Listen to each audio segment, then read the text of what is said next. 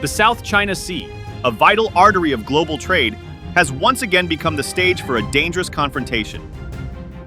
In August 2025, the unprecedented collision between a Chinese naval destroyer and a China Coast Guard vessel while attempting to block a Philippine ship turned a simmering dispute into a geopolitical powder keg. The Philippine mission was civilian-led, with the BRP Suluan dispatched to Scarborough Shoal to assert sovereign rights and supply Filipino fishermen. What followed was a dramatic showdown, with Chinese ships employing reckless blocking maneuvers and water cannons, culminating in the stunning collision of China's own vessels.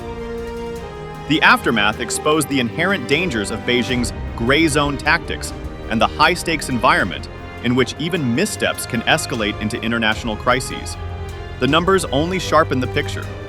The clash occurred just 10.5 nautical miles from Scarborough Shoal, well within the Philippines' 200 nautical mile EEZ, as affirmed by the 2016 Hague ruling.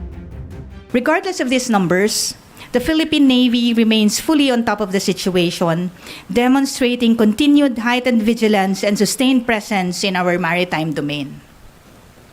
With our strengthened maritime domain awareness and interagency coordination, your Armed Forces of the Philippines assures the public of our continued commitment to asserting the nation's rights. Chinese pressure is rising too. In June 2025, a record 49 Chinese vessels operated in 3 disputed areas, the highest monthly total of the year. With $5.3 trillion in annual trade flowing through the South China Sea, every collision and blockade reverberates far beyond Manila and Beijing.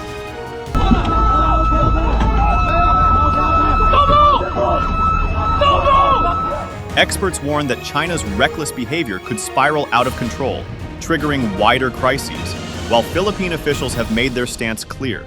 Amidst coercion and escalation, they will not back down. The ripple effects are already reshaping alliances and strategies. The Scarborough incident directly tested the U.S.-Philippines Mutual Defense Treaty, and Washington responded swiftly, with U.S. Navy warships conducting freedom of navigation operations near the shoal.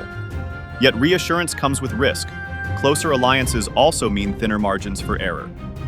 Instead of retreating after humiliation, China doubled down, swarming Second Thomas Shoal with Coast Guard, naval, and militia forces, hardening an escalation cycle that drags the region closer to the brink.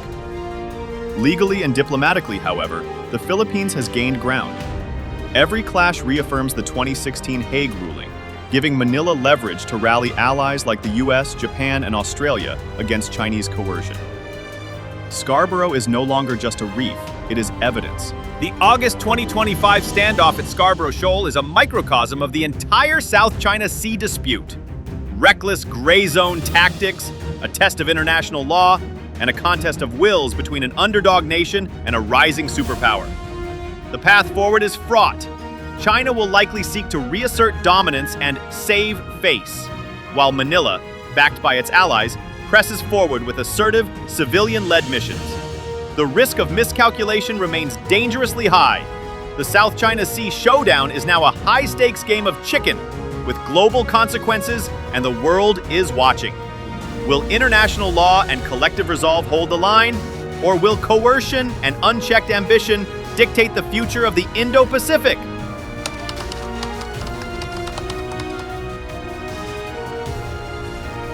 The August 2025 Scarborough Shoal Standoff began not with warships, but with a mission of civilians.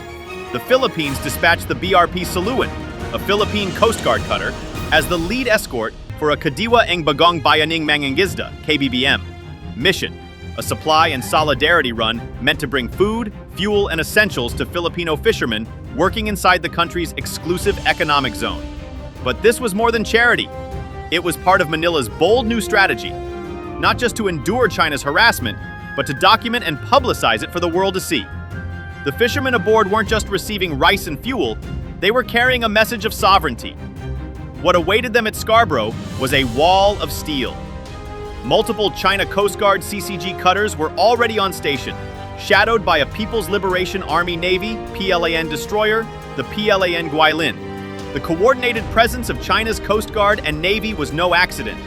It's a signature of Beijing's gray zone tactics, a deliberate blurring of civilian law enforcement and military force designed to intimidate while avoiding a formal declaration of war. Against the single Philippine cutter, China brought an armada. The harassment began almost immediately.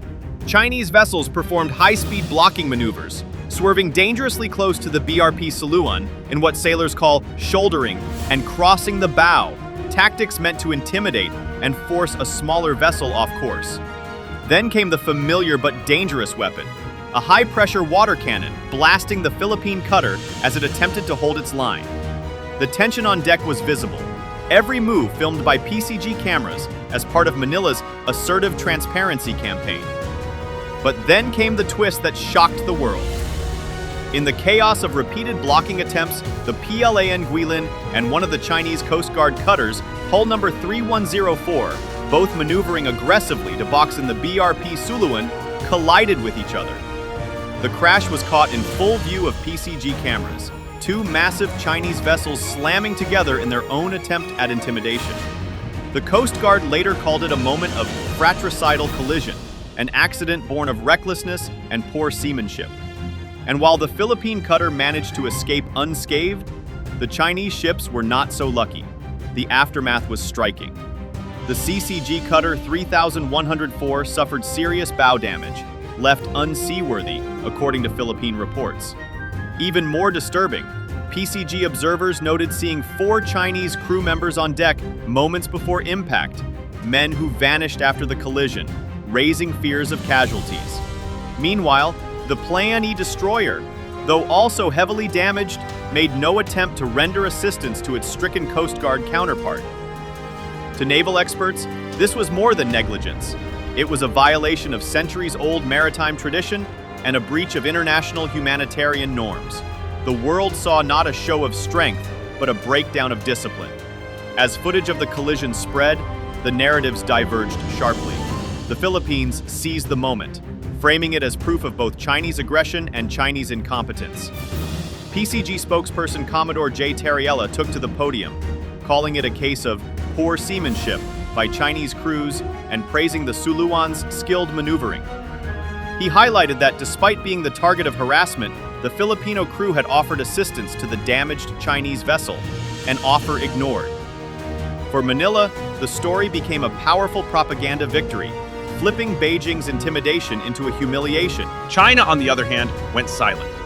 For 4 days, there was no official word, no acknowledgement of the footage flooding social media and news networks. Finally, Beijing's defense ministry broke its silence, not to admit the collision, but to accuse the Philippine vessel of dangerous maneuvering and illegally entering Chinese waters. Crucially, the statement never mentioned the crash between the PLAN destroyer and the CCG cutter, a glaring omission that revealed how sensitive Beijing was to the global perception of clumsiness and incompetence. For a country obsessed with projecting strength and control, the sight of its own ships colliding was a humiliation too big to admit.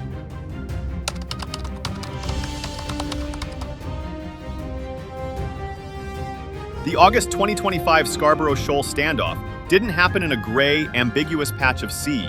It happened just 10.5 nautical miles from the shoal itself, deep inside the Philippines' 200 nautical mile exclusive economic zone, EEZ. Under the 2016 Hague Tribunal ruling, that zone was legally affirmed as Philippine territory, invalidating China's sweeping 9-dash line. By any measure of international law, the Chinese vessels that boxed in the BRP Suluan were operating illegally. And that makes the collision between China's own ships not just a humiliation, but a violation playing out on the wrong side of the law. This was not an isolated encounter. It is part of a sharp upward trend. In June 2025, the Philippine Navy documented a record 49 Chinese vessels active across 3 separate disputed zones in just 1 month, the highest tally so far that year. It was a clear demonstration that Beijing's gray zone campaign is expanding in both scope and intensity. Each new flotilla, each new blockade, brings with it a higher risk of confrontation and miscalculation. What used to be occasional standoffs are becoming routine pressure tests, wearing down Manila's resources and pushing the limits of its patience. The stakes go far beyond Philippine sovereignty.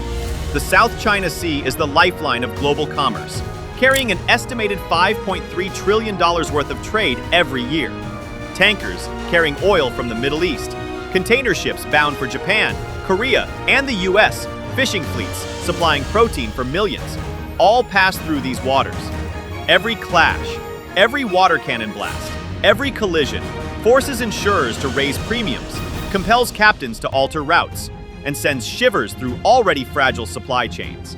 In other words, when a Chinese destroyer and a Chinese Coast Guard vessel collide trying to block a Filipino cutter, it's not just Manila that pays the price. The world economy feels the shock. Experts warn this is the shape of danger in the Indo-Pacific. Not open war, but 1,000 reckless acts that could trigger one. As M. Reese Bro wrote in The Diplomat, this incident underscores how China's aggressive, unprofessional, and destabilizing approach to securing its illegal maritime claims could quickly spiral out of control. Singaporean scholar Colin Koh of RSIS added bluntly, "It shows how close we are to an incident that triggers a wider diplomatic and military crisis." These aren't exaggerations. They're warnings based on years of watching the gray zone turn darker by the month. And yet, in the middle of this storm, Manila has been unflinching. A senior Philippine security official reminded the public of President Marcos Jr.'s marching orders. Amidst all these coercive and aggressive actions, the guidance from the commander-in-chief is very clear. We will not back down. That resolve is now part of the Philippines' national posture, a message to both its own people and to the world. Sovereignty is not negotiable, even when challenged by a superpower.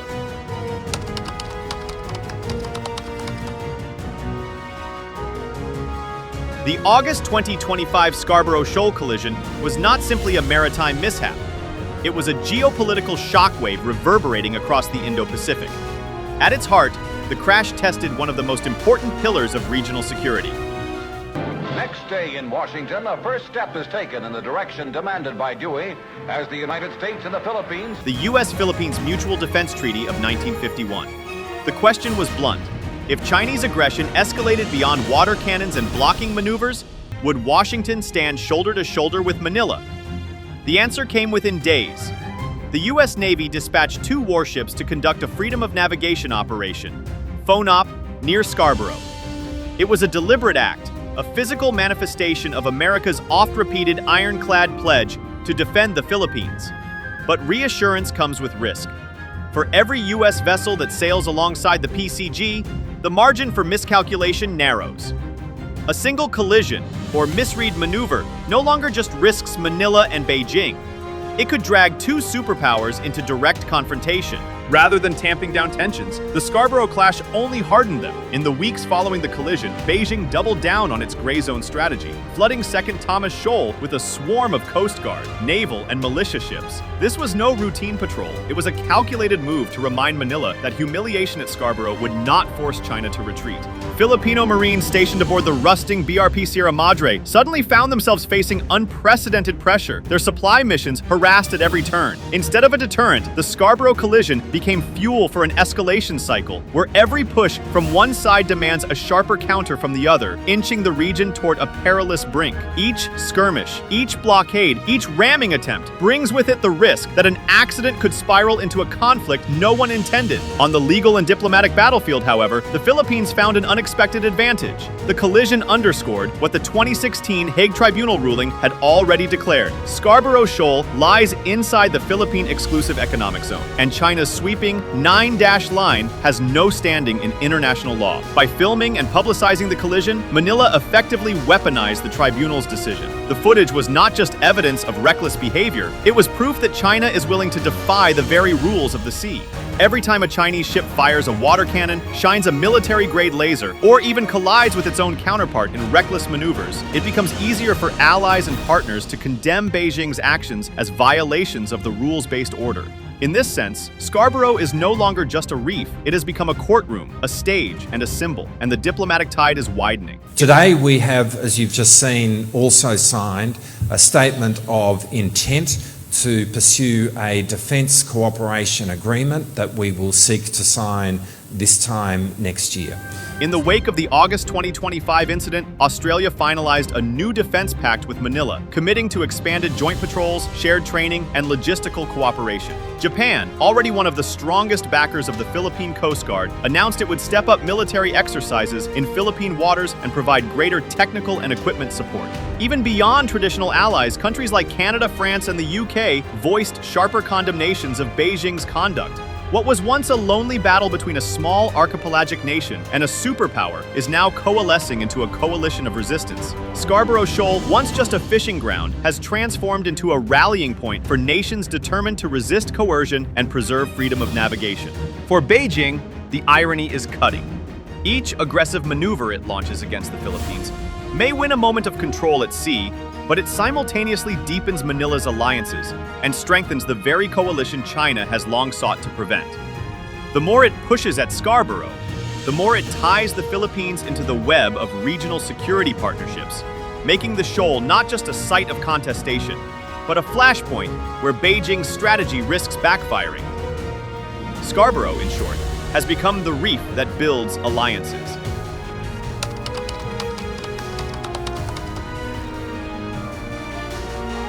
The August 2025 standoff at Scarborough Shoal, ending in the surreal collision of two Chinese ships, is more than a headline.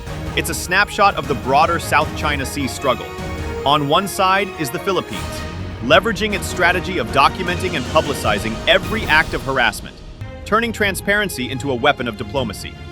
On the other side is China, wielding its gray zone tactics of intimidation and escalation, only to expose the recklessness and fragility of its own approach.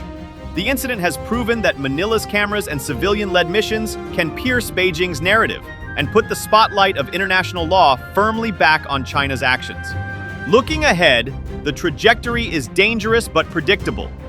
China, humiliated by the Scarborough collision, will almost certainly seek to reassert dominance, whether by deploying larger forces, swarming other contested shoals, or expanding its maritime militia.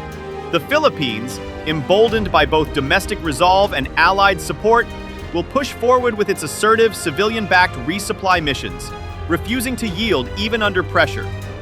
And caught between these strategies is the constant risk that another miscalculation, a ramming, a collision, or even a live-fire exchange, could spark a wider confrontation that drags in regional and global powers.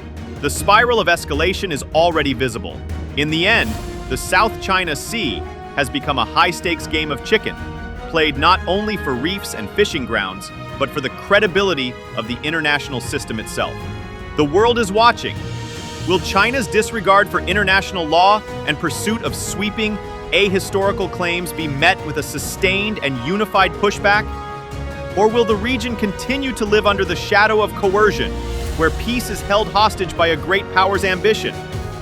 The answer will shape not just the fate of the Philippines or the waters of Scarborough, but the stability of the entire Indo-Pacific and perhaps the future of global order itself. If you liked the video, do not forget to like, share, and subscribe our channel for deep analysis of contemporary issues.